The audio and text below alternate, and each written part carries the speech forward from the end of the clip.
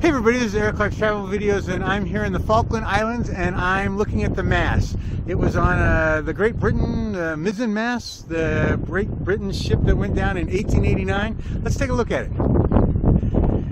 First of all, it's on the sea, and it's really amazing. The sea's pretty, and lots of ships. But anyway, sorry, don't get distracted, Eric. There goes my ADHD. This is the mast. And it's pretty amazing, and it's pretty thick and pretty big. Can you imagine this with lines holding it up? And does it have information about it? And it does. Look at that. Mizzen Mast. And the wind is terrible. It's about 1843, not 1889. 1843. The Great Britain was the first ship, first deep sea iron screw propeller steamship. 1882, maybe that's where I got that from. 1886, 1880. Anyway, you hit pause if you want to read all of that. And this is what it looks like. And so you can see the big masses here. It looks like there was 3 of these things, and then there was more wood on top of them. But anyway, this is it.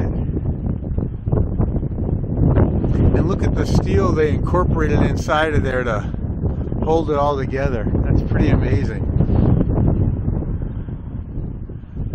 Wow. Anyway, I just thought I'd show you. It's one of the top 10s. Okay. And right next to it are all the cannons. I guess I'll throw the cannons in here too. I'll go look at the sign and show you the top thing. And I just found some money. How cool is that? Queen Elizabeth, what is that? 10 pence? I don't know. Anyway, I found it. I'll keep it. So these are the cannons that are right next to the mast. Cool. And there's a bunch of them. Okay, that's it for me, everybody. I'm walking on. I'll go get the placard and share that with you too. Bye, everybody.